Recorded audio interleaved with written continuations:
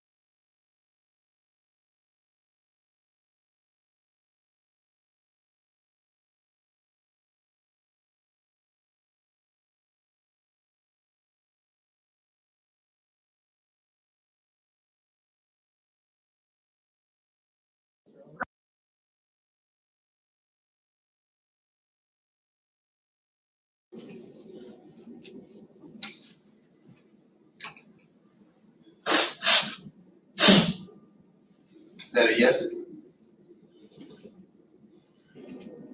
Oh, I'm sorry. Good to go? I started everything just now, yes. All right, thank you. Thank you. We're gonna go ahead and call this meeting to order if we could, please. Mayor, would you call order, please? Mr. Wright? Here. Mr. Lopez? Here. Mr. Hennis? Here. Mrs. Harrington? Here. And Mr. Kirby? Here. First up on the agenda is a board review. You pull that up, and if there's any questions, or now's a good time to speak with Dr. Beebe over specific items.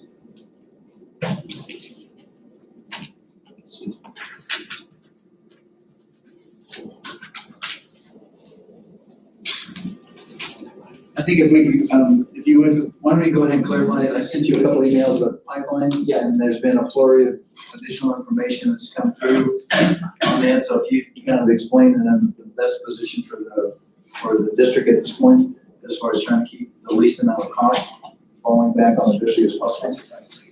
So the best explanation I can give you, I sent information out to you guys a couple of times in my board reports when they were first getting started. And what it's come to be is, if you look at a Transwestern pipeline that runs across the state, it goes through Pinal County, up through Maricopa, into Yavapai.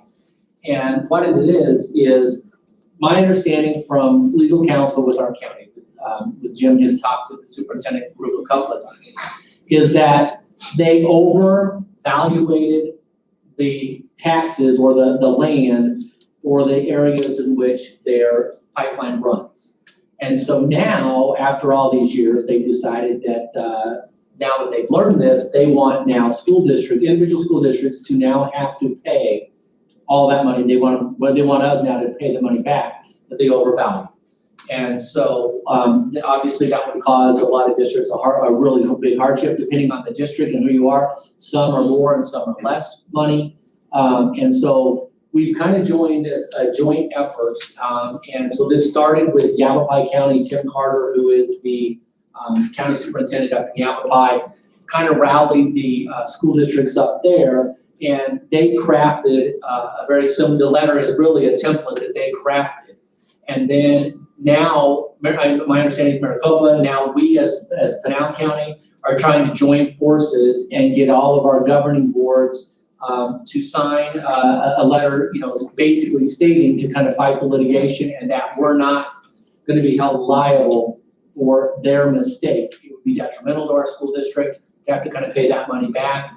It's been years ago. And so, so what we've been advised by legal counsel with the county is that template was given out. I know that Joetta's taken it to her board.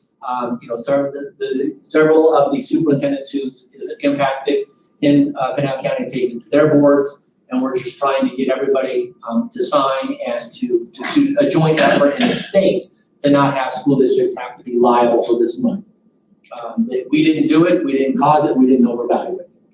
The amount to the district was like $180,000? $180,000 that it would cost us to our district if we just had to pay. So who's at the county? Is the one? The county is taking the lead. The county's taking the lead for Pinal County as Tim Carter did for Yavapai County. I'm not sure who it is in Maricopa County and how many districts are actually, I don't know how many districts, it's more like Yavapai and Pinal that are impacted greater than anybody. There's more districts in those two counties impacted by it. So the purpose of putting that letter on is just to ask you as a board when we get to that point to vote in favor of signing in support as a county to not have school districts be responsible for this overvaluation of land in our districts. Okay.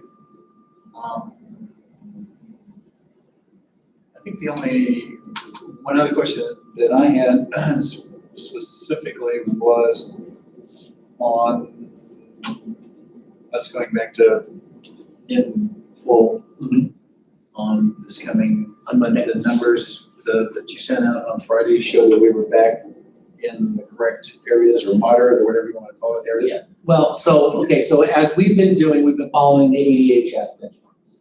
And if you look at the ADHS benchmarks, they take into account all of Pinal County. They take the entire county in, and that's the benchmark we get. When you look at the county benchmarks that are sent out by Pinal County Health, they take each district by only the zip codes of the families and kids that attend our district. So it's different because we're now only looking at our district as a whole. When you look at our district as a whole, and that's why I sent that out, we are moderate across the board. The only thing right now that is keeping us from hitting the benchmark with ADHS is the number of cases.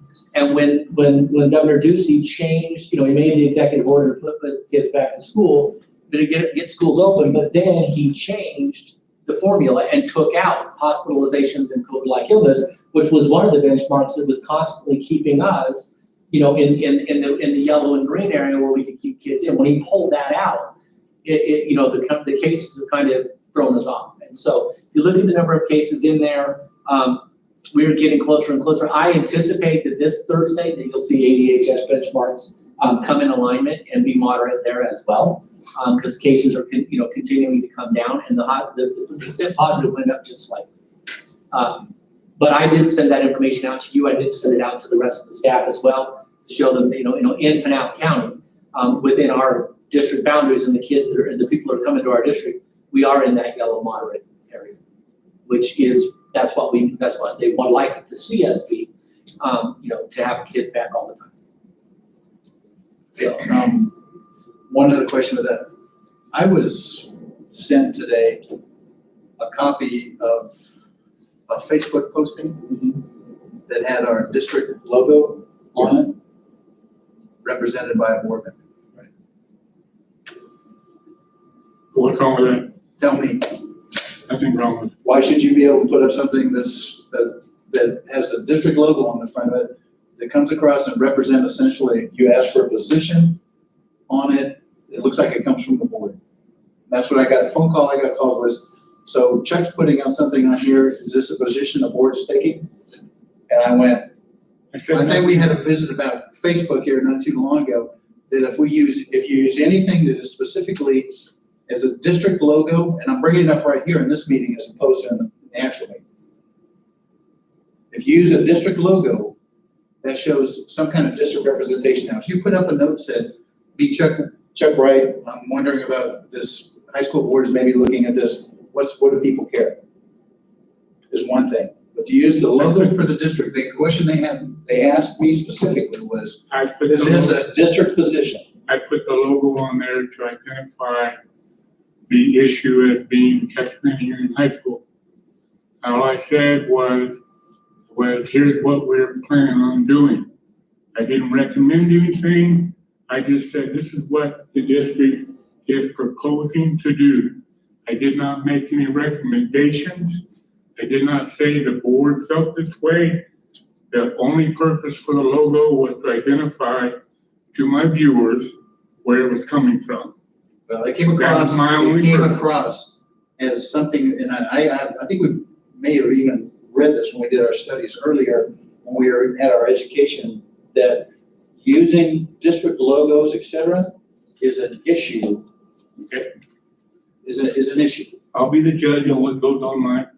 That's fine, as long as it doesn't fall back on us, Chuck. Okay. And that's an issue for me. Can I ask what the issue is? He asked about the vote, what people wanted, how people wanted. Oh, I'm sorry about that. Jeez, thought I turned that off. I apologize. He can tell you. Obviously, on the agenda tonight, we've got a proposal to go to full in person. I posted that on my webpage saying this is what we're proposing to do. And I said, what do you think?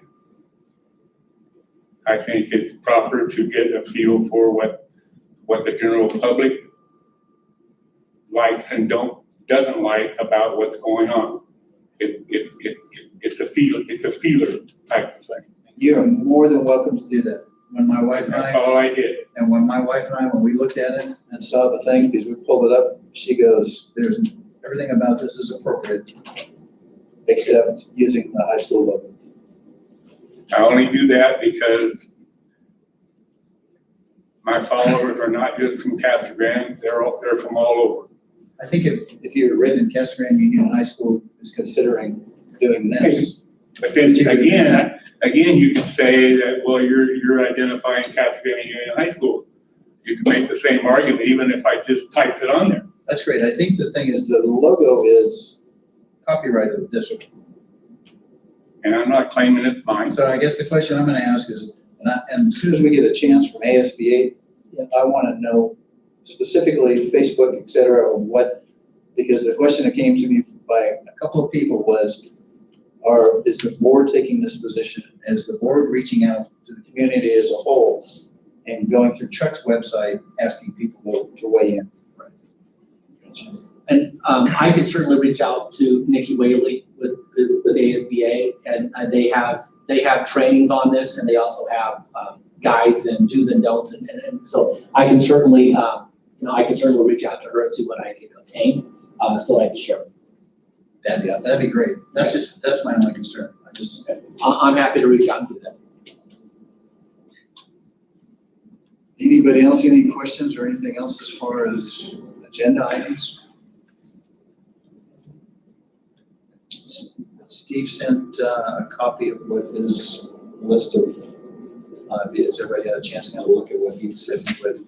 Yeah. Is there anything else, thoughts or add to it or not add to it? Or?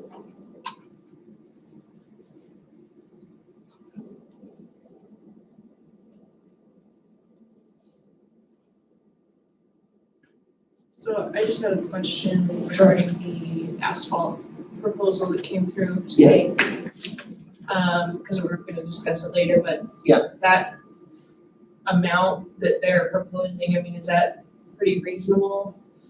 It's, the company that's doing it it's a state contract, so there's Mojave and there's state contracts, okay? Sometimes when you're doing construction in the school district, you can go out to bid, and you can try to see if there's somebody out there who might be just a little bit cheaper, whatever that.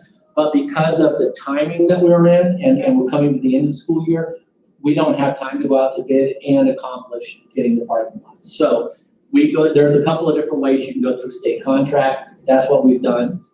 This company, I've known them for a long time. They've done a number of different schools and projects that I'm aware of. So they're in the ballpark with what it would cost to do this.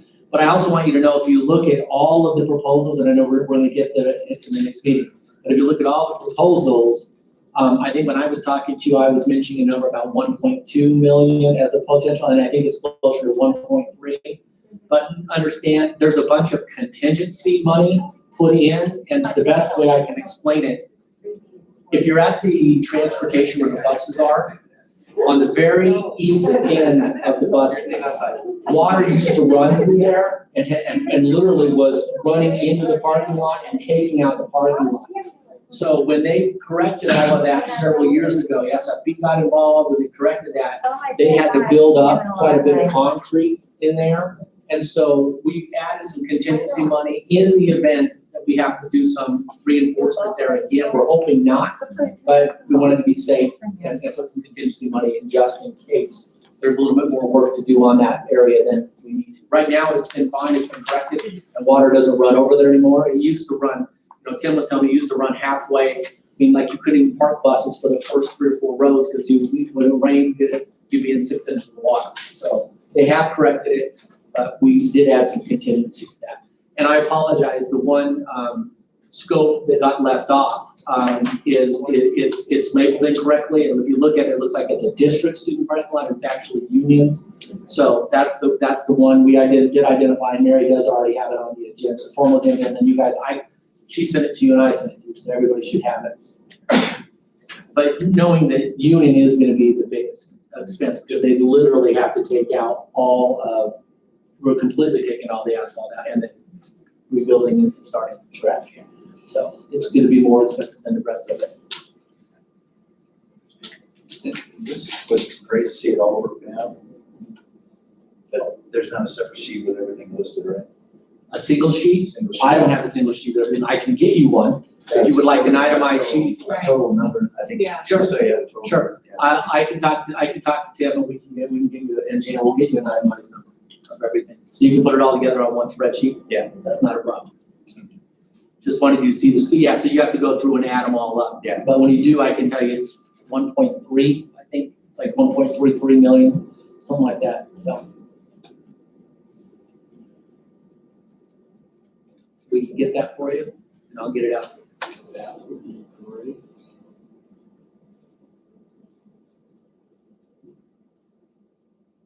I think the only other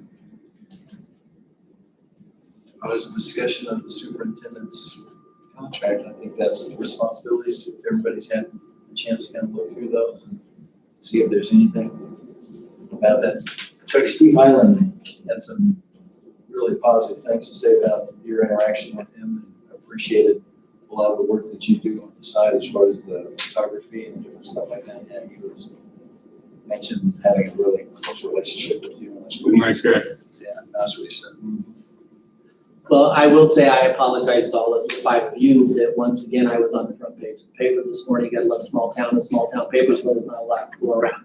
I was hoping to have your approval before, and I told the reporter that I would be glad to give them a statement when everything was official, but I can't really say anything until it's official. But reporters don't often want to wait for that. So.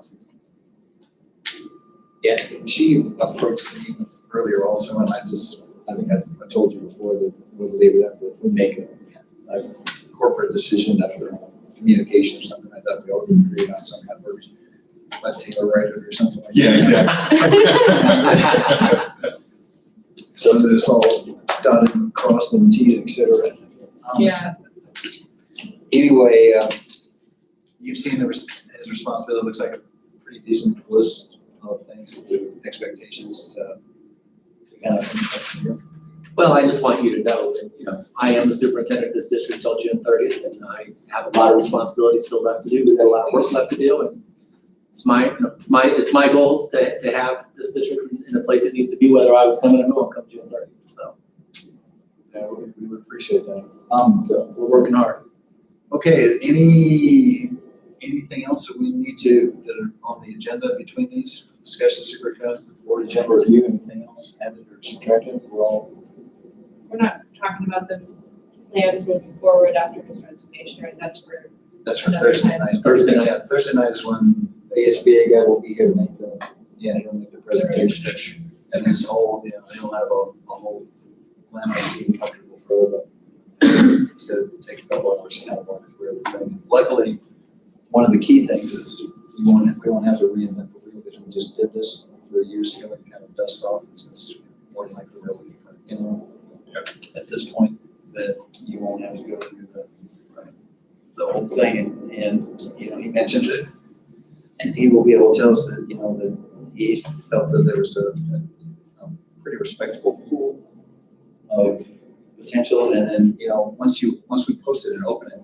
then anybody, even within the district, if there was somebody that wanted to apply for that position, anybody can apply for it once the posting's available. So, I mean, it'll be like the normal process. And he'll walk us through the whole thing on Thursday. I know we're almost done, but we've got to use Microphones, I know. I know. Now that we're almost done. Well, we'll be back for the next meeting. meeting. We'll be better for the next meeting. So, if there's nothing else, can we get a motion to adjourn? So moved. Adjourn. We have a motion by Joe and a second by Chuck. All in favor? Aye. Aye. We are adjourned.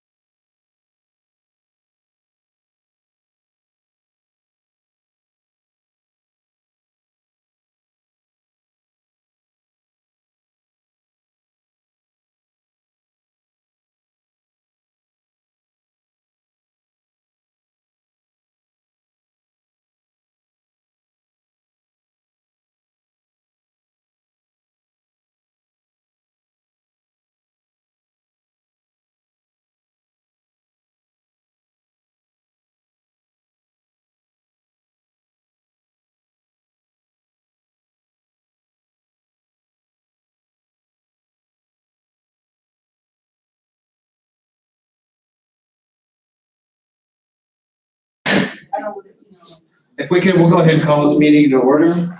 And first up is roll call. Mary, please. Mr. Wright, Here, Mr. Lopez. Here. Mr. Hennis, Here. Ms. Harrington. Here. And Mr. Kirby. here. First up is the pledge of allegiance. If everyone would stand, please.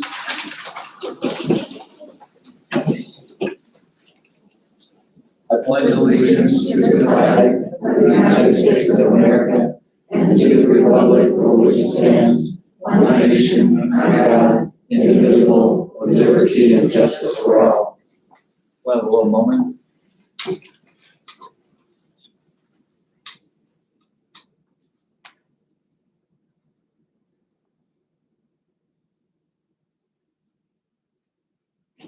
All right, thank you there. First up is to adopt the agenda as presented. If I could get a motion for that, please. So moved. A motion by Chuck and a second by Joe. Mary? Mr. Wright, Yes. Mr. Lopez. Yes. Mr. Hennis, Yes. Ms. Harrington. Yes. Mr. Kirby. Yes. Motion passes. Okay, so we have the minutes from the previous meeting and meetings. If we could, can we get an adoption of those meetings, please? I will move to approve the minutes from March 2nd, 9th, and 12th, and 23rd, 2021 as presented. I'll second that.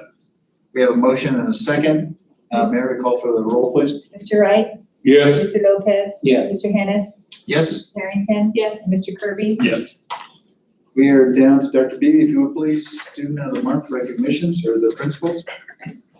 We'll start with the Rotary Students of the Month, so Mr. Sykes. All right. All right, President Hennis, board members, I'm honored this evening to represent or to recognize two CTE Student of the Month, one from each of our marketing programs. We have one young lady that's not here because she has a tennis match, so we'll start with Jessica. Jessica Molina is from Castro Union High School. She was nominated by her marketing teacher, Mr. David Carter. Mr. Carter said Jessica is a 4-year member of the Marketing DECA program. She has attended numerous in and out-of-state conferences and has succeeded in DECA competitions and excelled in her leadership responsibilities and is currently serving as the Casa Grande DECA chapter president. In light of the current events, COVID, Jessica has still been able to participate in several virtual DECA conferences this year. She has also been instrumental, in managing the on-campus work-based learning ventures. The DECA store, the Union Station Spirit Store, the Plaque Shack, which makes these nice Employee of the Month plaques and Student of the Month plaques, as well as their t-shirt print service. And she is currently working on a new business venture for DECA. It's called DECA Dash. So, Jessica, congratulations. Thank you. And Jessica's parents are here this evening. Jessica and Marisol over.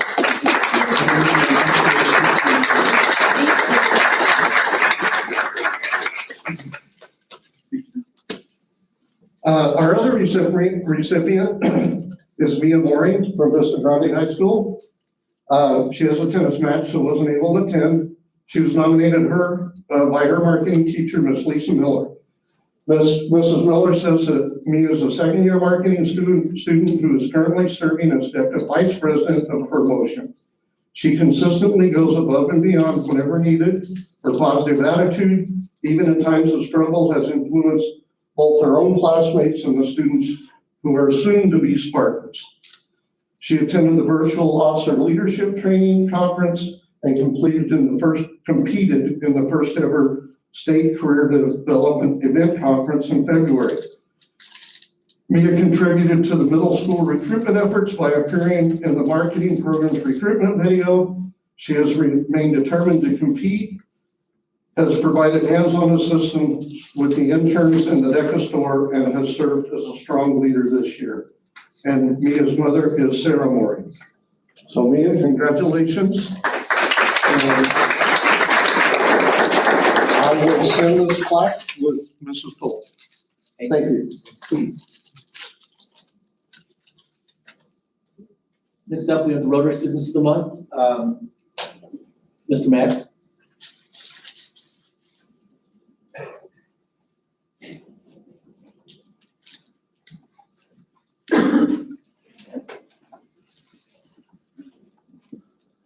Good evening, it's a pleasure to be in front of you. I'd like to recognize Lillian Hernandez, and I'm sorry, I'm sitting in the back, I didn't see her come in. Just want to make sure. So Lillian Hernandez is a senior at Casa Grande Union High School with Cheryl and Vincelano Hernandez. Her many accomplishments include Phi Theta Kappa member, NHS member, Tri-M Honor Society, top 1% of high school classes, and top 10% at CAC academically. Been 2 years as a food section leader, 2 terms HOSA president, HOSA secretary, and a HOSA representative on the STEM advisory council and marching band member. So quite a bit. And as you can imagine, her personal activities include a love and enjoyment for playing instruments, reading, and painting. When she graduates, and I love this, she says she wants to immediately go to ASU. Sorry, I know there's some U of A fans in here. To ASU. And will be majoring in biological biomedical sciences with the intent to go into either dermatology or forensic pathology. So if you will please recognize with me, Lillian Hernandez.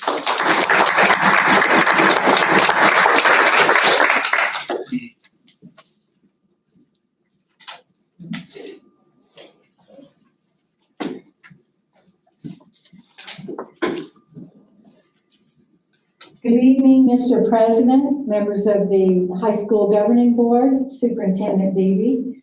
Tonight, I would like to recognize Vista Grande Rotary Student of the Month, Nicholas Teddy. He's not able to be here tonight. He is under the weather. His parents are Tamara and Marco Teddy, and he's a man of few words, so this won't take very long. I said something to his band teacher about it, and he said to add to what he has said, that he comes to class every day ready to work with a great attitude. So his life is about percussion band, choir, and jazz band.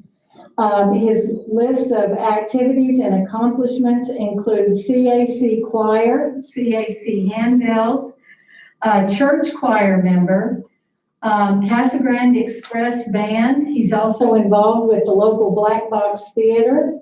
He loves guitar, cooking. He has a 3.5 GPA. And his career goals, not surprisingly, involve wanting to be a music major, while he is a pop or R&B singer, songwriter, and also wants to be an economic development planner and designer. So please congratulate Nicholas Teddy. Thank you.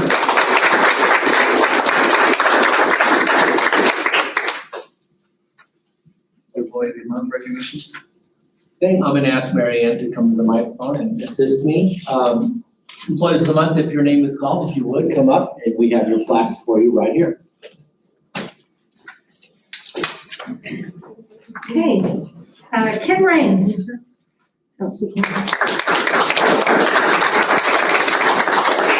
Megan Seymour. Brandon Bitos.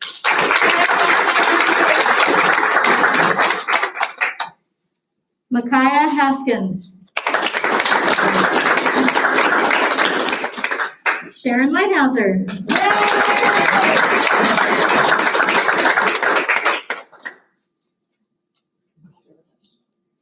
Aubrey Ferguson. Michelle Perez. And Amanda Hartman.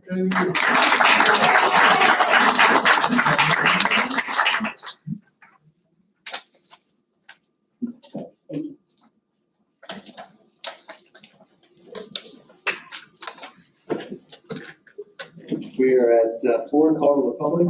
We have nothing this evening, so we'll move on down to Superintendent's report. Dr. Beebe, if you would, please. Present employees of the month will have the opportunity to join me for breakfast at the Big House on Wednesday, April 14th at 7:30. So it's been a nice 2-year partnership, and we appreciate their support.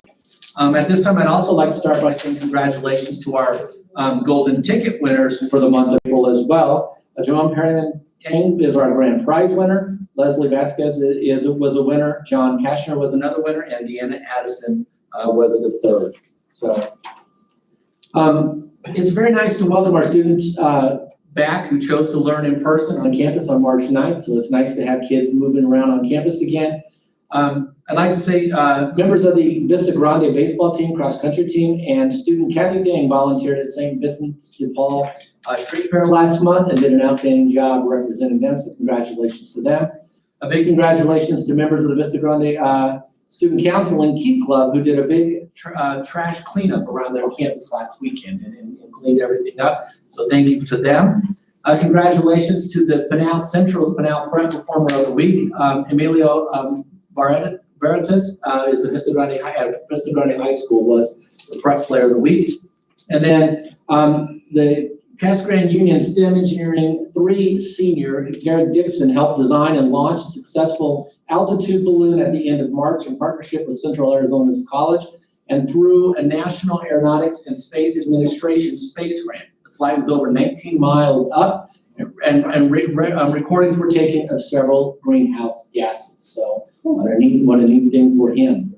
And then the Casa Grande Union High School Career Technical Education Agri-Science Program is selling fresh, vine, ripened hydroponic tomatoes that advanced students have been growing this year in their greenhouse. They sell these to the local creative cafe here in town and also are offering delicious tomatoes to the public for the first time. So it's neat to go see that. If you've never experienced it, you gotta go see the tomatoes.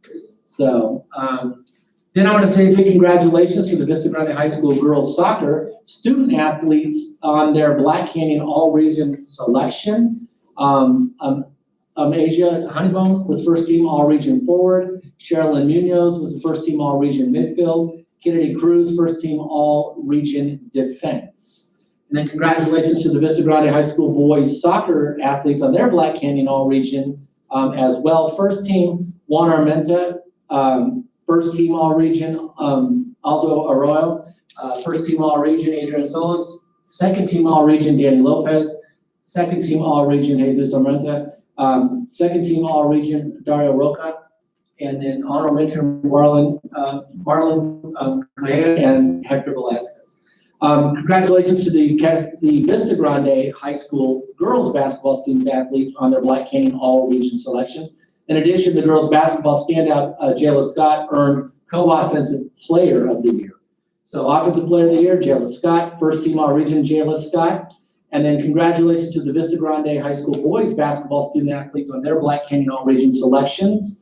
In addition, the boys basketball standout, Devin Bradford, earned offensive player of the year. So Devin Bradford was the offensive player of the year. He was also first team All-Region. Second team All-Region, Chris Long, and honorable mention was Charles. So congratulations to our students, and that concludes my report. That's great. And this evening, we're going to be receiving a student services presentation.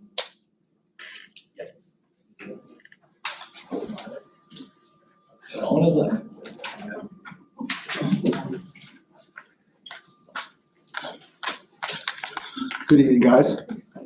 How's everyone doing today? Good. All right, you said arrows? Gotcha. Okay. Well, hello, my name is Sean Casey. I'm the Director of Student Services here for the district. I'm going to talk about our ESS program, a little review. First of all, I got to do a plug. Out of the award winners and the Employee of the Month, we got 5 of them out there for the ESS department. So we did well this month. Anyway, so exceptional student services, ESS. We have a population of about 460 for the district. They come all different types of disabilities to us.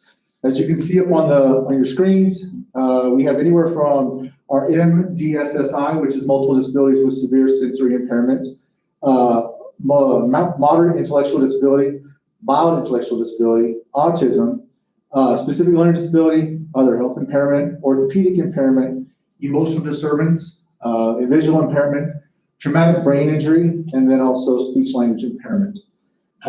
They can have one or they can have multiple. They are known as a primary category or a secondary category, okay? So it's typically what comes our way when we have students who have IEPs. Your teachers. Now, I have a long list of folks I'm gonna read off. Every presentation that I've been sitting in for the past 3 months, everyone's read off their employees that are underneath them. I have a big personnel, big personalities, big personnel, everything. So I'm gonna read them off, so be patient with me, okay? So I have Sharon Lighthouser, Sandy McIntyre, Nancy Hayes, Rochelle Garcia, Aubrey Ferguson, Carrie Gordon, April Brower, Raji Apatan, Alexi Maestas, Herman Edelson, Sabrina Packer, Carmela Ash. Those are teachers who teach ESS within the department at CG. At VG, you have Bertha Aguayo, Deanna Addison, Cassandra French, Brian Russell, Carmelita Villarosa, Robert Shreves, and Alicia Behrens. And those are your teachers within the ESS program at Vista Grande. We have our paraprofessionals. These folks, this is what makes the world turn. These are the people that help out the teachers, they help out administration, they help out the parents, they help out students. They do a fantastic job, and this is what keeps the place ticking. So you have at Union, you have Deja Castro, Jessica Leary, Michelle Perez, Aubrey Turner, Christopher Springer, Bruce Filmer, Andrea Ortega, John Cook, Walker MacArthur, Nancy Johnson, Cleo Wrestler, Jerrylyn Brinkley, and Daryl Jackson. At Vista, you have Deborah Caker, Russell Daniel, Jean Burton, Rhonda Ruiz, Tammy Winterton, Mary Norris, Juanita Benitez, Larissa Parra, Donald Smith, and Anne-Marie Whitner.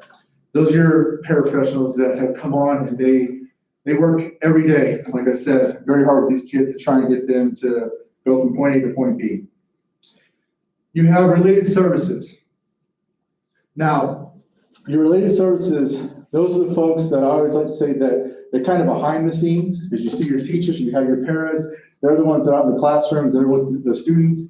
But our related service folks, they're the ones that have to answer the questions, they're the ones that go into the classrooms and help out from time to time, deal with administration, deal with teachers. So they really they see a different side of things, and they also do the support services piece too. So at Casa Grande Union, you have Vicki Lawton, she's our site coordinator there. You have Cassandra Bennett, she's a school psychologist. Kelly Blum, a school psychologist. Holly Adams, she's a speech language therapist. Rhonda Carter, she's our IEP writer. I'll come back to her in just a minute. Sarah Jameson is a Medicaid coordinator. Leslie Vasquez is our ESS secretary. And then Darcy Torres is a speech language pathologist assistant. Now, Rhonda, an IEP writer, and you'll see over on the Vista Grande side, Louis Mallet. They're IEP writers. What they do is they essentially just write IEPs. And you're talking about 20 pages of documentation that's legal. They have about a caseload of about average anywhere between 75 to 89, 90 students. So all they do is they gather information, they write the IEPs, they learn about those kids, and they keep them on track. One reason we got the IEP writers or created those positions for the district is because our special ed teachers, a lot of them teach 5 periods. They have an hour prep or playing time, and what happens is they have to teach, they have to write their caseload of IEPs, which is typically anywhere between 15 to maybe 23. So you add all that, add the meetings, and it kind of becomes overwhelming sometimes. So the idea was to cut down the caseload numbers, to give them to one person at one site, one person at the other site, and it's worked out quite well. It's done a good job, and so it's paid off for what we try to do with it. At Vista Grande, Molly Ryan is our site coordinator. School psychologist is open. That position is open, however, it has been filled for next school year. We did not fill it out for this school year because of the everyone being remote. We didn't have any issues or anything like that from school standpoint, so we chose to save the money and not fill it. But Kelly Blanc is actually going to move over to Vista Grande for the next school year for 21-22, and we did hire already for, like I said, the school psychologist position, which would be located at Casa Grande Union for next year. Elle Ludlow and Naomi Ping, they are also speech language pathology assistants. and I'll come back to him in just a minute. Louis Mallet, again, an IEP writer, and Michelle Martin is our ESS secretary over at Vista. Our district office, Jim Ludlow, he's contracted SLP. Tanya Stenhouse, contracted PT, which is physical therapy. Cindy Check, which is contracted OT, which is occupational therapy. And Sonia Hendricks was a transition specialist. The contracted folks, they are ones that we have contracts with through their company. They provide all the services, speech, physical therapy, and occupational therapy. They come with us, they've been here longer than I've been here as a director. So they're here every year, they do a wonderful job, and I can't say enough about them. Ludlow and Ping, underneath Vista Grande, they are part of the contract also that comes with the SLP with Jim Ludlow. So they are contracted also within our organization. So as you know, this year we did AOI. We had a number of students who decided to go to AOI, I believe not really knowing or understanding what the AOI represented, but we did have students with IEPs that did go that route. So we do have a couple paraprofessionals within the district who are designated to working with those AOI students, checking on them, how they're doing with Edgenuity. As you can see, doing a lot of things. They do some reports as far as they send weekly spreadsheets with grades and calls that they've made to students or families, to myself, to coordinators, and Ms. Andrea Turan, who is overseeing AOI. They also are available for support daily from each site. They do context daily with students with 70% or below. They also send weekly emails reminding students of pacing and whom to call for assistance. We also have an ESS teacher who is available for support and tutoring and or doing one-on-one on the Teams sites. And then our ESS teachers also monitor IEPs and 504s and the minutes and report concerns to the coordinator. So anything dealing with the AOI students who have students who IEPs or 504s, they are in direct contact with our coordinators, and they're also in direct contact with with myself and anybody else who is associated with AOI. Paraprofessionals in general, what we do, obviously they stay in the classroom when we have students on campus. This year's been a little different, so they've also gone to that Teams model where they actually do have one-on-one or group sessions with the kids within their classroom. We have some pairs who are in with the special ed groupings, but they also have some that are also monitoring within the gen ed class, such as your math and your English. So they've really stepped up and they've really done a great job trying to get these kids to kind of flow with whether they were in OI or they were actually doing a virtual standpoint when we do a virtual schooling. And even now with our hybrid model. But they do weekly emails with student and parents for reminders. They do calls. Essentially, they keep the records of tutoring room for assistants in classrooms. They review grades. They always keep everybody updated weekly. So it's really kind of just about making sure everybody's on the same page and make sure that the kids are the main priority within this function, okay? Our budget. Our budget comes from M&O and the IDA grant. Now the M&O is your budget. It's budgeted by the finance department and the superintendent. So I have no say in how much money I get from M&O, which is kind of disappointing now, by the way, but it's enough to follow through with. But the IDA grant, I do have a say on. Most of it is spent on salaries. We are spending it on one teacher, 2 coordinators, and about 10 paraprofessionals. And that equates to probably about 75% of the budget.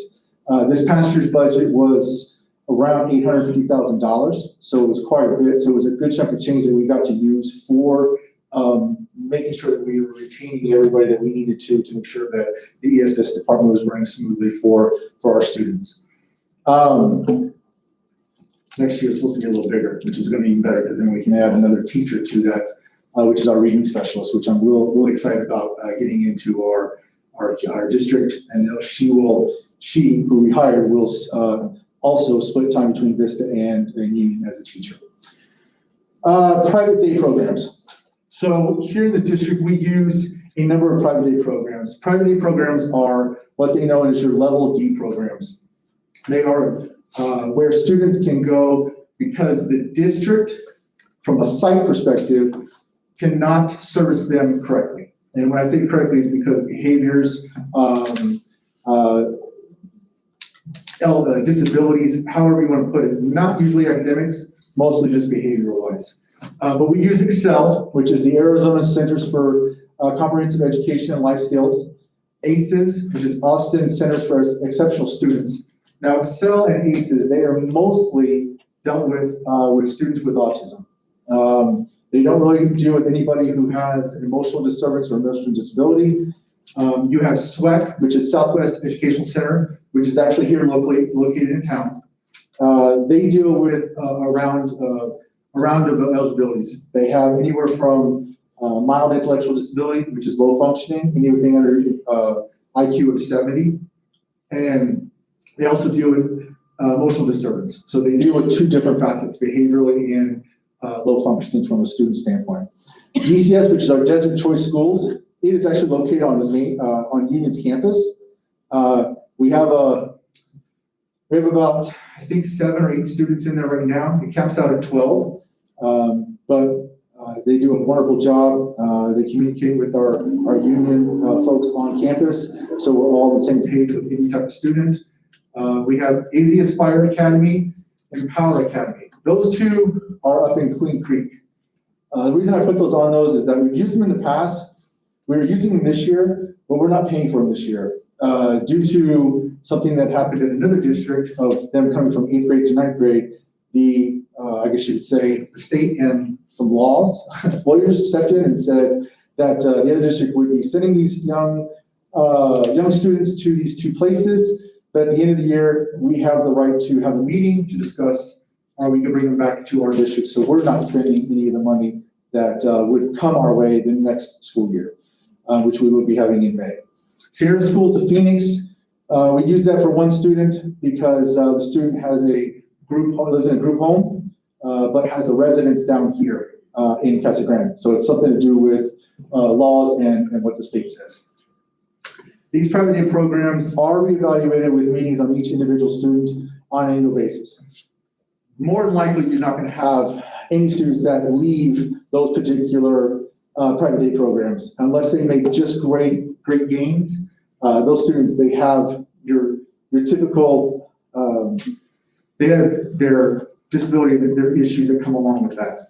So it's just not, they just don't spend 1 year there and all of a sudden they're changed. So it takes time. There is extra criteria, but that is also outlined in the IP. And when they meet that, then we bring them back. So, but it's a long time to do that. Alternative schools that we use, ASDB and PSDB. ASDB is Arizona School for Deaf and Blind. Some of our students who go to ASDB, they actually do go to Tucson. They actually do live down there. There's a campus and everything else.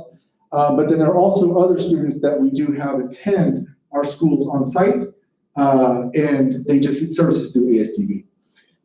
We do have a student, and we have had students in the past that go to the PSTV, and they just attend there. So they get picked up from their door, taken there, and dropped off on a daily basis. So it's just like a school campus. OJT and next steps. OJT is on-the-job training. What that does is it is a program that allows students within the SPED program to work outside with employment, and they collect a paycheck, which can translate into credits for them. So every 90 hours of work could translate into 0.5 credit towards graduation. Now, your typical OJT student is a student who is a senior or a super senior, and they may have 17.5 credits, and they just have taken English 12 2 different times. They've taken math 3 different times, and they just cannot get it. They just fail. They've got down themselves, but they have a job. So that's the way that they get credit for going to class. That is their going to class. They have a job. They may work 25 hours. They may work 35 hours. They may work 15 hours. That's their choice, but that's how they get to gain credit towards graduation. Next Steps. Next Steps is a program that allows our students within the IUP program to work at local vendors. It's not paid, but it could turn into a paid position, and we've seen it happen. Usually the day is a student works during periods 1 through 4, and then they return to take periods 5 and 6. Transportation for Next Steps is provided by the district, So Durham does not provide transportation. It's a van route that we provide for these kids. Next step vendors. So who we use for next steps? These folks, we've used these guys for probably the last 2.5 years. So I'm gonna read them off because they've done a wonderful job with inviting our students out and into their companies to give them the experience of work. Like I said, some of these companies have also turned those students into graduates that have then gone on and got a job. Once they graduate, they work the summer, they continue working. So Caliche, The Garnet, Francisco Grande, Little Caesars Pizza, Pizza Hut, Frank's Barbershop, Round Trip Bicycle Shop, 24/7 Fitness, Big Lots, Cal Ranch, High Maintenance, The Big House, MASH Unit, Lighthouse, Women Against Abuse, Seeds of Hope, and La Grande Cafe. La Grande Cafe. Now, last slide, it's called the Vista Tutoring Room. There's a little experiment that we want to do, and we chose to do it at Vista. But essentially, we have 3 paras that sit in a room, and it's known as the tutoring room. It has allowed our students, during the hybrid model, when they're on their A day or B day on campus, if they need help or assistance, it's allowed them to go down to that tutoring room without having to bother any other teachers that may have a prep or anything like that from the ESS perspective. So what they do is they go down and they may get one-on-one tutoring, small group tutoring. We kind of keep the numbers low just because of the COVID piece, but it's starting to kind of open up also. On the asynchronous days, we can also set up hours where our paras are getting on teams and doing one-on-one tutoring or small group tutoring within the teams aspect. So it's really helped out immensely to try and get these kids' grades up. It allows them to have continuous conversations with them. It allows them to keep continuous conversations with their parents. So everyone's kind of on the same page and really making sure that these kids are trying to do their best towards every class that they may have. That is my cue to end. So any questions? The one question I had was, what's the ratio of kind of populations at Casa Grande Union versus Vista Grande? I know you got some that are kind of parsed. Yeah, so we have self-contained autism class. Autism is strictly, from a standpoint of a self-contained classroom or classrooms, is strictly at Union. You have what we call our functional program, which is your mild intellectual disability, some moderate intellectual disability. They are mainly at Union. There are a high number of classrooms at Union. There's about 5, 6. 4? See, I gotta ask questions all the time. There's 4. So we have a high population of that at Union. Then the rest is SLD at Union. At Vista, you have your MDSSI, where your kids are tube fed, they're nonverbal, they're in wheelchairs, they have to be picked up, they have to be changed. That's strictly at Vista.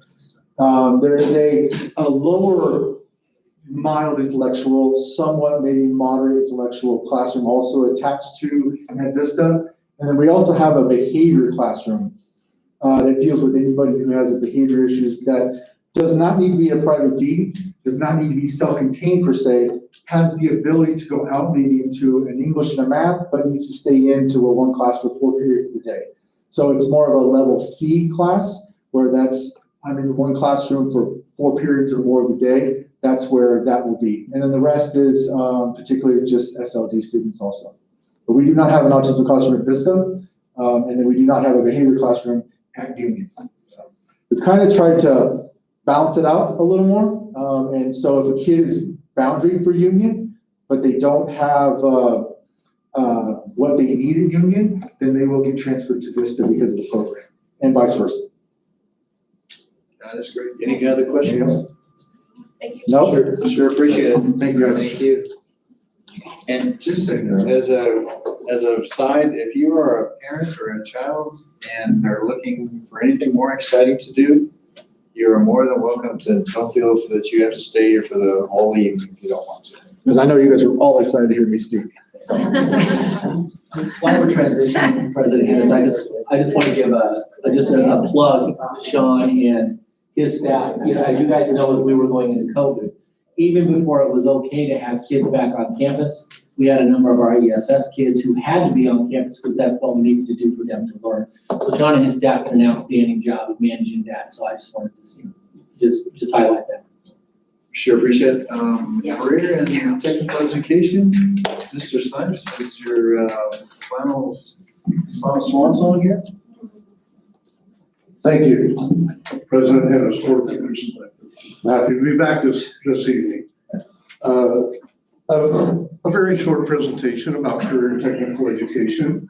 It actually has pictures. We are at the district level. We are a department of 2.25. Of course, I'm the CT director. Eva Steinhoff is our CT specialist, and we all know that she's the real CT director, but you know, that's just. And then a new position that we brought on a couple of years ago, Chantel Tracy Jacobs.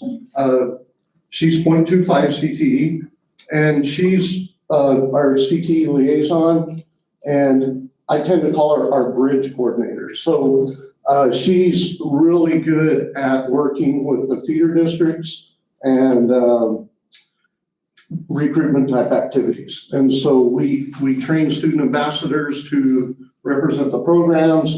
And if it's not a COVID year, then we're able to go visit some of the 8th grader feeder schools and actually take students so that the 8th graders can talk to students about the programs that we offer at high school.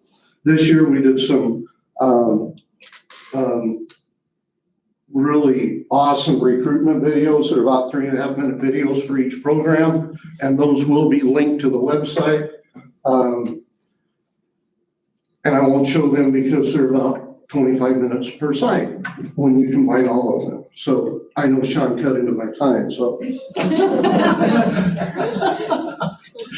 Now I'm gonna do the best I can because I have really tired eyes and this is a tiny little screen. Why is that advancing? It shouldn't be. I have a big screen like this in my office. That's the only way I can get my work done. At Castrand Union, we currently have 8 programs there. Agriculture, culinary, early childhood construction technology, bioscience, engineering, marketing, and automotive technology. And we did a survey of the student body and had quite a lot of interest in education professions for both sites. And we're going to, we've identified some teachers, and we're going to try to start a section of education professions next year. And it's, if you will, kind of growing your own teachers. So we hope that that becomes a success. Interestingly enough, we moved through, I guess I should have reversed these slides, Glenda. We moved through the process of bringing JROTC at Vista Grande on as a local occupation program, an LOP they call it. It's not a true CTE program on the approved program list, but if you can prove need in your community and jobs type thing, then you submit an application to the state every year, and then you can use federal dollars on that program. So interestingly enough, after we got the process done with Vista Grande back in December, now Castrand Union is showing some interest, so I think we'll be able to move forward with that. Oh, I'm sorry. I wanted to make, from clockwise, of course, you've got kids in the greenhouse there with hydroponic tomatoes.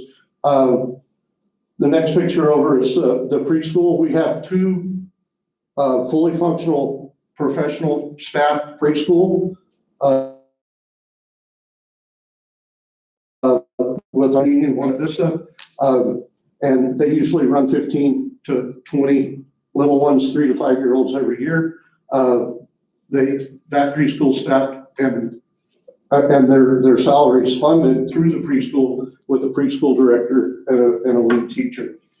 The upper right there is students in our bioscience program. Then if we drop down below that, we've got students in the DECA store. The bottom right is our engineering program. Looks like they're working on one of the robots. and then of course culinary arts, automotive, and then that looks like some of Mr. Wagner's construction students at a Skills USA competition. At VG, when I came aboard, things were a little lopsided. We had more programs at Vista, or at Cash Grand Union than we did at Vista. And it's been a pleasure to work with Dr. Beebe the last 3 years, somebody that values career and technical education. And so it was really exciting for me to be able to grow those programs at Vista and to help Glenda with that. We have culinary arts at Vista, early childhood again, marketing, stagecraft. So if you know anything about drama and productions, stagecraft is everything behind the curtain, okay? And drama's in the front. So they build the sets and they do all the audio and video and those types of things. New last year, automation robotics.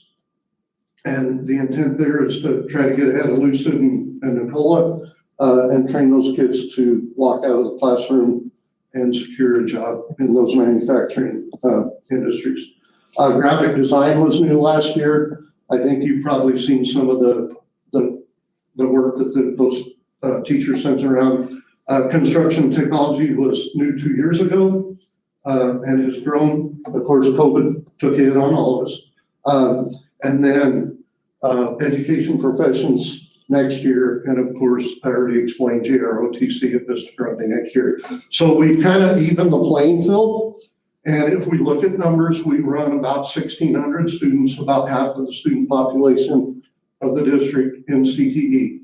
And obviously then Cash Grand Union carries a few more, 850, 900, where Vista's at 650, 750, something like that.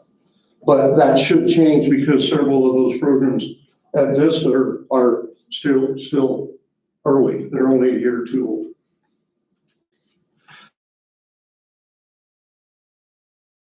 Along, we have students that attend Cabot. We send about, anywhere from 200 to 300 students over to Cabot. I don't know why that's doing that. It didn't do it before. I know. Dave's been messing with it. It's an anomaly. Right, Dave?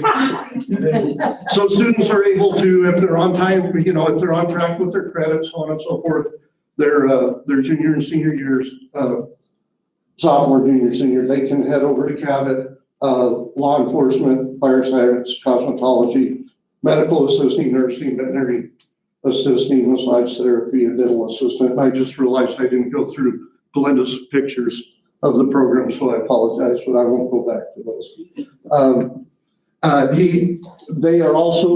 They're bringing on some new programs this year, so that just broadens the offerings to our students. Along with each CTE program is a career and technical student organization, and this is, the avenue for the students to learn the leadership skills, okay? Like parliamentary procedure, public speaking, so on and so forth. So the CTSOs associated with the programs are agriculture's FFA, early childhood is FCCLA, as is culinary. Marketing is DECA, construction, auto engineering, stagecraft or Skills USA, and then bioscience is HOSA. And the ed professionals will be what's called Educators Rising. And then with ROTC, they, as a LOP, they recognize their marksmanship and drill and those types of things as a student organization for that program. Several years ago, I should know this, but I've let it leak out somewhere. With Senate Bill 1525 that restored the JTED funding to the districts. If you remember 8 or 10 years ago, we legislature cut quite a lot of funding to the JTEDs because they felt that the funding wasn't being used appropriately. And so then they rewrote some legislation that defined specifically what we had to do in CT programs. And one of those was that the CTE program lead the industry certification. So within our district, and this list is continually changing and growing, okay? When they bring a new certification on, we move with that. We currently have students that can obtain their Adobe certification, NCCER core for construction with Mr. Reiger and OSHA 10, certified SolidWorks, biotechnician assistant base exam, and that's a really tough one, and we've had several students get that through biotech. Manufacturing skill standards certification, that will be with the new automation robotics program. ASCE student certifications, Mr. Lopez, you know all about that. Bear crop science, plant science certification, serve safe food production manager, and that's the manager level, not the worker level. CPR, AED, first aid, food handlers, and on and on. This is a little tough to see, so I'll kind of try to read it out for you. With COVID, we didn't get, this is our CTE report card. It's your CTE performance measures every year. It's based off of about 8 different criteria. So the first 2 are your reading attainment and academic math attainment as based on Arizona merit for the 11th graders, I believe. The state level of performance is in gold, and our performance is in black. 5 years ago, we weren't meeting those 2. Or if we did meet them, we were meeting them by 0.5%.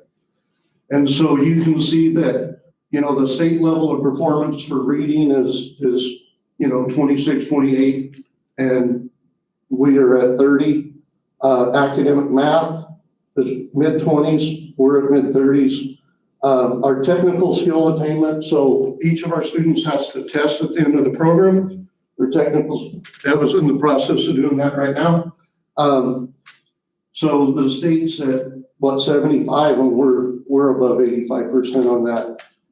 Completion is how many kids graduate. Okay, we're well above the state level on that. Into the 90s, high 90%. Graduation the same. Placement, how many kids left school and either got a job, went on to college, or went in the military out of our programs. Non-traditional participation, we've got a little dip there, and I can explain that, but it takes a long time. Basically, the state kind of had some funny business going on, and if you had kids in multiple programs, you had to identify whether they were state or federal, and then you had to determine whether they were a non-traditional student to that program or a traditional student, and however you mark them, that's what skewed this.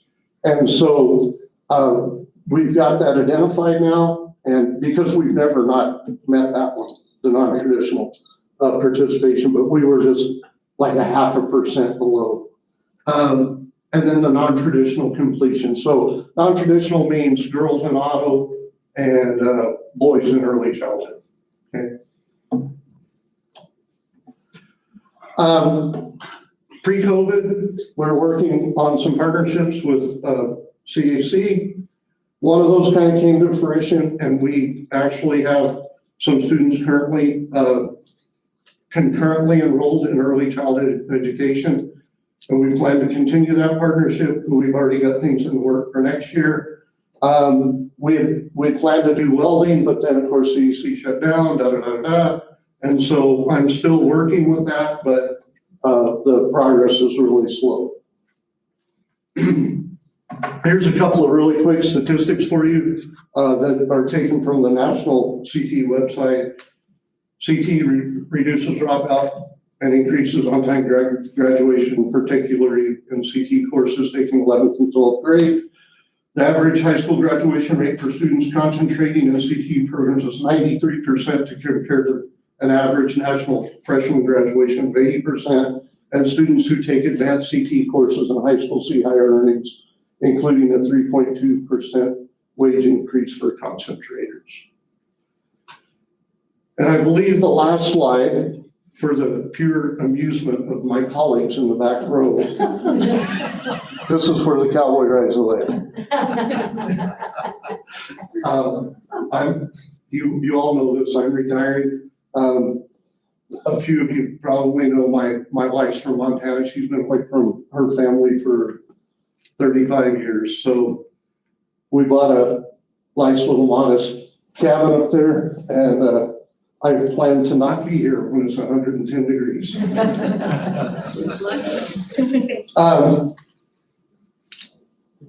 And then, of course, you have a new CT director, Lisa Miller. She's currently the marketing teacher at Vista Grande. And just to give you a little bit of an idea about how long I've been kicking around here, Mandy Hartman, who was Employee of the Month, who is a CT parent, is a former student of mine from the early 1990s. I believe her maiden name was Shanafelt. And then her husband, Travis Hartman, was kind of a surrogate student, but I had a little detour over to Coolidge and came back, and Travis went through the program. But we still were in contact. So been around a long time. I've enjoyed every minute of it. Those of you that know me, my entire career has been devoted to vocational education. And I truly believe that, all students learn differently, and some students weren't made for college, and they can be just as successful as those that do go to college. So if there's any questions, I'll be happy to answer them. Well, Steve, I just think we as a board, not everybody knows you, but I've known you for just a couple of years, to say the least, and we just appreciate you. Definitely done an amazing job for CT and FFA and for the whole program. There wouldn't be a program at Cascade without the start that you really brought to it, and then the continuation with Casey, et cetera. But there's a lot to say. Thank you. We wish you the best of luck and enjoy Montana. And need your address in case some of us happen to want that. Oh, sure. That front porch looked pretty nice. Just hit me up on Strava. Yeah. Maybe I have time to ride my bike. We brought you on in the second time. When was that? 99 or 2000? I came in 88. 98? I came in 88 and I came back in 88 to 95. And then I came back in 01. Yes. You came back in 01, yeah. Yeah. Because you revived our program in 01 when it was kind of sliding a little bit, so you came back and pumped it full of gas. Yeah, that's right. We're very fortunate to get you back out of Coolidge. Well, thank you. Mr. Lopez. Yeah, I'm kind of tired of the 110-degree temperatures myself. What is the average temperature up in Montana during the summer months? We're in the southeastern part of where her twin sister is, and it's a very small community. And I would say probably the average in the peak of the summer, July and August, probably 85 at the most. They'll get some days that'll push 100, but the night you wake up in the morning and it's 55, 60 degrees again. So there you go. As the sun goes down. Thank you. Thank you. Thank you. Thank you very much.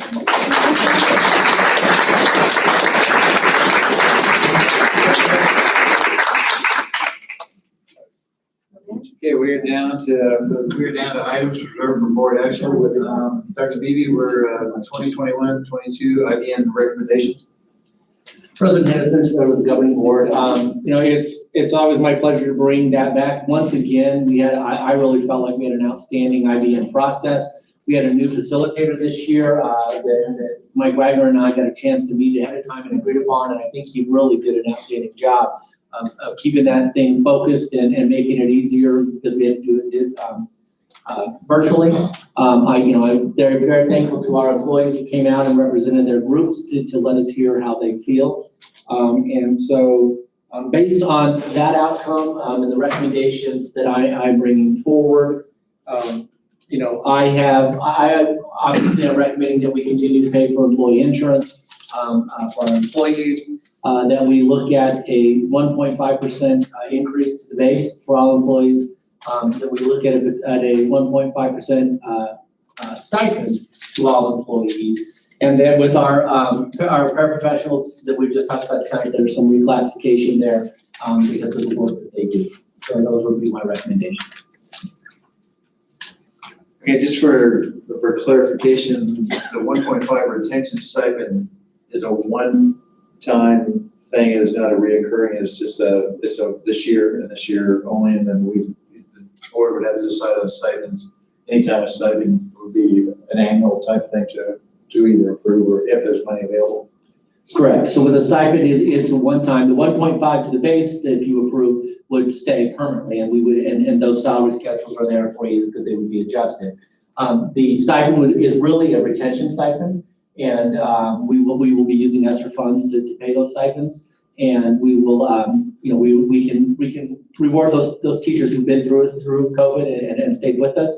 Our intentions are to pay it out twice, once in December and once again in May. And only employees who are here right now are eligible for that stipend. And then only if they are here with us next year at the time we pay it out are they eligible for that stipend. But yes, there would be no commitment to M&O or any long-standing commitment to the board, because we use ESSER money to pay those stipends. Okay, so your recommended action is to move to approve the 1.5 and the 1.5? Yes, as well as the reclassification of the paraprofessionals who were there, and continuing to pay employee insurance. Okay, is there a motion or any questions for Dr. Beebe on that? Is there a motion then for that? I'll make a motion to approve, as recommended. I'll second the motion. There's a motion by Kelly and a second by Taylor. Mary, can you call for the vote, please? Is there any other discussion? Dr. Beebe, please don't forget the substitute increase. Oh, thank you very much. That's a very important part. And I'm sorry, I don't have the actual document in front of me. Also, I recommend that we increase the substitute pay to $120 a day instead of $100. Otherwise, we will not be competitive and will not be able to get subs next year. So that is another recommendation. Thank you. Okay, is there any other discussion? If so, we'll call for the vote. Mary? Mr. Wright? Yes. Mr. Lopez? Yes. Mr. Hennis? Yes. Mrs. Harrington? Yes. And Mr. Kirby? Yes. Thank you. That passes. We're to the JAG site agreement. President Hennis, members of the governing board. JAG is a program, it's an outstanding program used by high schools across the state. And what it does is it helps really connect kids and make sure they get across that finish line, that connection between high school and post-high school activities. Right now, there's a high interest in using that at Casa Grande Union. And so that's why I bring this forward to you. The nice thing about JAG is they provide the stipend that we use for our certified teacher to be the sponsor. So there's really no cost to the district. It's just a benefit to the kids, but because there is this, I'm bringing to the board for your approval. Okay, and it just provides an opportunity for kids to kind of counseling and for them to explore the future for them. There's a lot of different avenues where it really connects them beyond high school into college, career, and the world beyond. Do any of our neighboring high school districts have this program? I'm not sure if anybody knows if Coolidge or I think Coolidge has it, and I believe Florence does as well. Who does? Coolidge will do it for the next school year. Yeah, that's what I thought. Coolidge is going to have it. I'm not sure about Florence, but I know there's a number of schools in the valley that all have JAG and use it. Okay, and there's no cost to the district anyway, so it's just a service that help our kids into the future. Yes. Okay, so the recommended action is to approve this as presented. Is there a motion? So moved. Second. Chuck moved and Joe second. Go ahead and call for the vote. Mary, please. Mr. Wright? Yes. Mr. Lopez? Yes. Mr. Hennis? Yes. Mrs. Harrington? Yes. And Mr. Kirby? Yes. Dr. Beebe, return to full-time instruction. Things are going in the right direction. Yes, again, President Hennis, members of the governing board, as you well know, we've been looking and watching the ADHS benchmarks and using them as our guide for when it might be potentially safe to bring kids back to school. As those align, we have now kids back in school in a hybrid model and doing the AB day. But I think if you look around us, I don't know that there's too many school districts around that don't have kids back 5 days a week.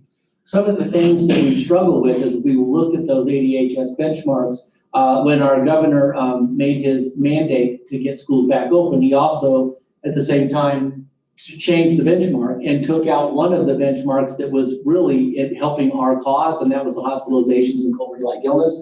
So when that went away, all we had was percent positivity and COVID cases over, the measurement is, 50 over 100,000 is what we're looking for. If you look at the ADHS benchmarks a week ago, we're still slightly higher in cases, but our percent positivity is still well below the 7% that we originally asked for. At the same time, Pinal County they track our benchmarks in the same manner, but they just use the benchmark based on the zip codes that actually feed our district. So they'll only take into account the zip codes in Pinal County that come into our district. And if you look at those benchmarks, we are across the board moderate and across the board. So I think it's time to get kids back. If you look at it, April 12th, we're really only getting about 5 full weeks with kids, and then it's going to be over. But it is time to get kids back. And so with the benchmarks going the way they are, with the Pinal County benchmarks being what they are, administration would recommend that we return full-time instruction on April the 12th for those students who've chosen to learn in a modified modality. Okay, that's a recommendation from the administration. Okay, a motion? So moved. Second. Motion by Chuck and a second by Kelly. Mary, for the vote, please. Mr. Wright? Yes. Mr. Lopez? Absolutely, yes. Mr. Hennis? Yes. Mrs. Harrington? Yes. And Mr. Kirby? Yes. Wow, that's good. Thank you for that. We are very excited. And it's going to be nice to give kids an in-person graduation and give them some normalcy to their lives. So thank you. Thank you. Yay. We have a kid standing up.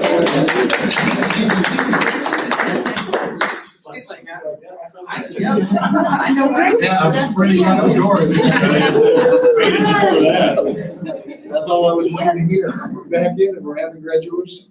Yeah, she wanted that. She was waiting for it. Well, we're very fortunate that we're able to do that.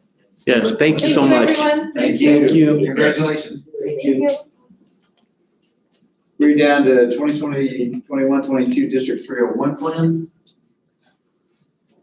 President Hennis, members of the governing board, one of the things I have been very pleased to work with in our district is our 301 committee does an outstanding job of really aligning the criteria for that plan and for policing that plan and making sure that everybody who's participating is doing their part and meeting those credentials. My understanding is this year, as the plan was approved unanimously, that we would bring this forward, that again, the governing board would approve this plan and allows our teachers to earn their 301 money based on the plan that they unanimously agreed upon.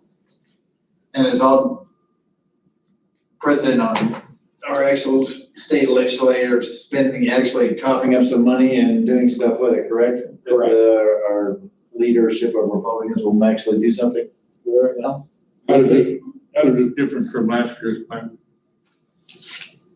specifically, it's not different, I'm it's sorry. really not different. I'm on the committee, so, it is not different. Because of so many changes and the need to, review data with our kids next year and really start over to see where all of our kids are. And just the trepidation from what's happening, we're gonna keep the plan the same. And I'll be honest with you, 100% of our teachers all agreed. It's a plan that's really a reflective plan. What's working, what's not working, what are we going to do? A series of questions that teachers answer and respond to. And it's been really enlightening for our teachers to actually have those conversations within their PLCs and their departments. Very, very beneficial. That's awesome. Thank you so very much. So we'll go ahead and get a motion to approve the CGUHSD 301 plan for 2021-22. I move. Second. Motion by Taylor, second by Kelly. Mary, for the vote, please. Mr. Wright? Yes. Mr. Lopez? Yes. Mr. Hennis? Yes. Mrs. Harrington? Yes. Mr. Kirby? Yes. Dr. Beebe, we have a lot of problems out there with asphalt. Yes, we do. Tell me what, we're gonna spend a lot of money to repair it? So, President Hennessy, members of the governing board, as you know, and I brought to you, we've done a really comprehensive, study and looked at our entire district. One of the glaring, safety issues that we really just cannot avoid, going away from now is, the parking lots, and really especially the parking lot at Cascade Union. That parking lot is literally disintegrating under our feet on a regular basis. There are, trenches that I think could be small, work to feed, to get to the crops and get water out to the fields. So, it's time that we address those, there. And so the most extensive work is gonna be at Cascade Union, because we literally have to tear out all of the asphalt and then put down new asphalt. The rest of the district, however, if you look at transportation, you look at Vista Grande, you look here, at the district office, it's just a matter of sealing cracks and then coming in and then, the retopping and repainting, to do all that, to keep those parking lots from, getting any worse than they are. So, what we would recommend, is that we just address all of the asphalt issues in the district this summer, starting with and prioritizing with Union first, and then going around the horn, getting those projects done as we can. Because of the time of the year, we've gone out to a state contract that assures that we can start in the time that we need to start, because really we would need to start as soon as possible when the school year ends to get this done. So our recommendation is that the board would move forward with these projects as presented, and then we can address the asphalt in our district. So hopefully we don't have to talk about asphalt any time in the near future. Do we have a penalty clause if start to finish until we don't get into a problem like we got in with painting with Union? To my knowledge, and I'm sorry, Tim Mays could not be here tonight because he's coaching tennis. To my knowledge, we have not entered into another agreement with anybody without a clause that they have to get it done in a timely manner. We can't afford not to. I don't have that clause in front of me, and I can get that answer for you, for the board, because he's not here, and I apologize, I don't have that answer. I think it's imperative that we do get that. Absolutely. That clause in there so that we can finish on time. Absolutely, especially with those parking lots. We can't afford for them to be late. And earlier in our pre-meeting, Kelly, we were asking total dollars and then where the money's coming from. Absolutely. Well, obviously, we would have to, Gina is here. We're going to have to take the money from carry forward to be able to pay, for this. I believe the total amount is around the neighborhood of 1.3 million to do all of it. I can also tell you though that there's contingency money built into there, because there's an area on the east end of transportation where the water had eroded it before, and it took some work to build up the concrete and to make sure that didn't deteriorate or erode again. We're not anticipating having to rebuild that area or do that again, but just in case, we put some contingency money in there. So hopefully it's even less than that. But I can get you a spreadsheet that has all the numbers combined for each of these phases with a total dollar number, so that you have that. And I can get that along with member rights questions, so I can get that to you ASAP. I'll have it to you before I see you again on Thursday. So Union is nearly $1 million in itself, isn't it? Oh, yeah. Student lot alone was like 633,000, The east lot was 233,000. Yeah, it's sidewalks and pathways. Yeah, it's pushing $1 million just to do that. The rest of it is just sealing the cracks and then seal coating everything. And then of course, we need to restripe and our parking spaces and everything, which is another good thing when you start brightening up things. So, but yeah, the biggest expense is doing the Union part. How does that carry forward? What kind of a dent is it going to be? Well, Gina, I know, I'm sorry to put you on the spot. Well, our current carry forward is what? About 4 million. About 4 million right now. So we're looking, so you're gonna be down, we're gonna, just a little under 3. Yeah, I mean, realistically,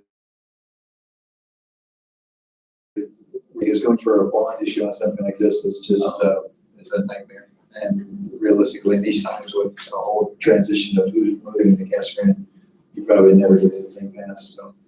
Well, you shouldn't have to worry about it again for a while. Okay, so your motion, your recommendation is move for the approval of some on asphalt for the district-wide asphalt replacement, repair, and maintenance as presented. Get a motion to that, please. So move.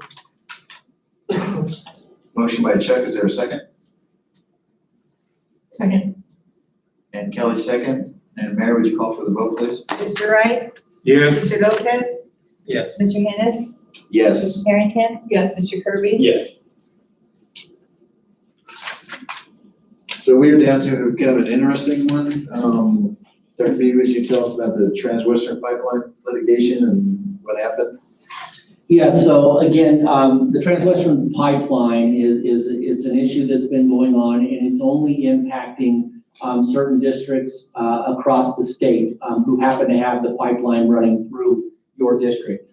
And years ago, when they put that pipeline in, they did evaluation of the taxes and what it was going to cost to do all of that.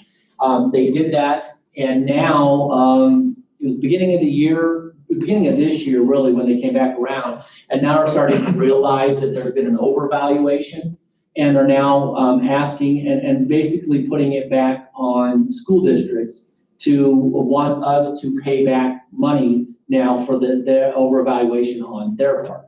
And so what has happened is obviously school districts across the state have realized that this could be detrimental to our school districts, having to pay this kind of money back, especially when you can't budget or plan for it in any way, shape, or form.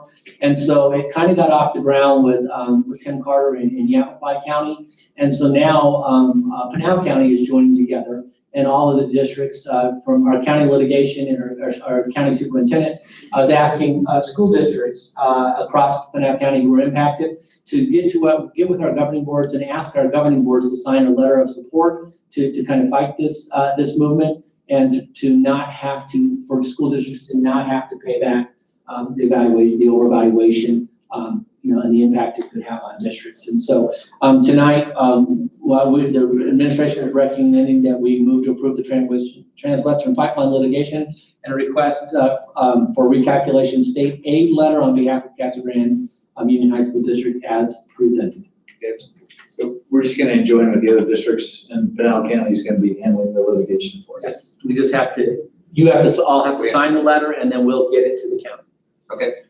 Can you get a motion to join with the litigation letter? I will make that motion to do that. I will second it. And it was first by Joe and a second by Taylor. Mayor, for the motion, please. Mr. Wright? Yes. Mr. Lopez? Yes.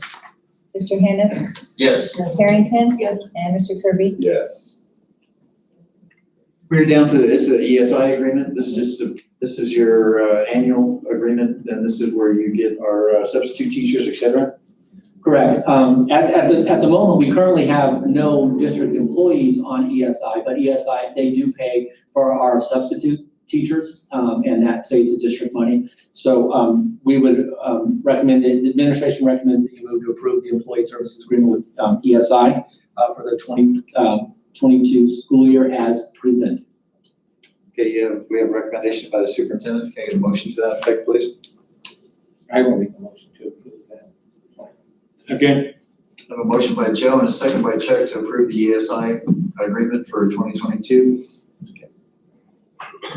Mr. Wright? Yes. Mr. Lopez? Yes. Mr. Hennis? Yes. Mrs. Harrington? Yes. Mr. Kirby? Yes. We are down to kind of a sad situation, but a positive one for Dr. Beebe and his family. And I've been very fortunate to have a relationship and work with him, and he's done just to see that he's been able to do with the staff of the district for the past 3 years. We will truly miss him.